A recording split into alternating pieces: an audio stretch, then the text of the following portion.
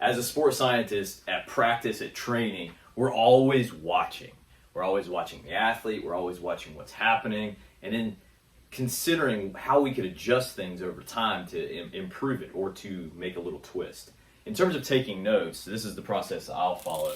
I typically have just in a sheet protector a notes page. It's essentially a template that I've created on Excel, and basically here's how I break it down.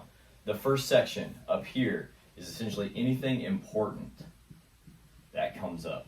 So if I have a conversation with a coach, if I have a conversation with an athlete and I need to tend to something immediately, I just put that information right there. Then at the end of the night, I can come back and it's really easy, readily available to act on. Over on this side, we are teachers, regardless of what you want to think about it. As a coach, as a sports scientist, as anybody that's working with kids and athletes, we're a teacher. So this is my education setting.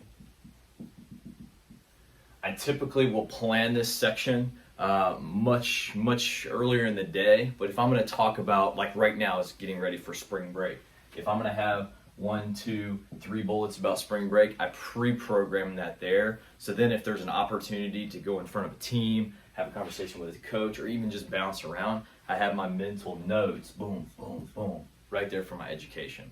Then down in this section is just general observations. At practice, I'm trying to move around and talk to as many people as I can.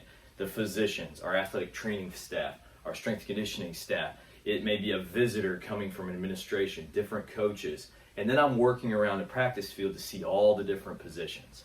Now, after practice, I use my notes, couple it with the data we've collected through Catapult, maybe our force plate jumps in the weight room, and I break it into 3 areas.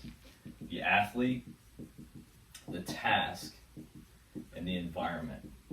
From an ecological perspective here, I can take now my data and infuse it into those 3 areas.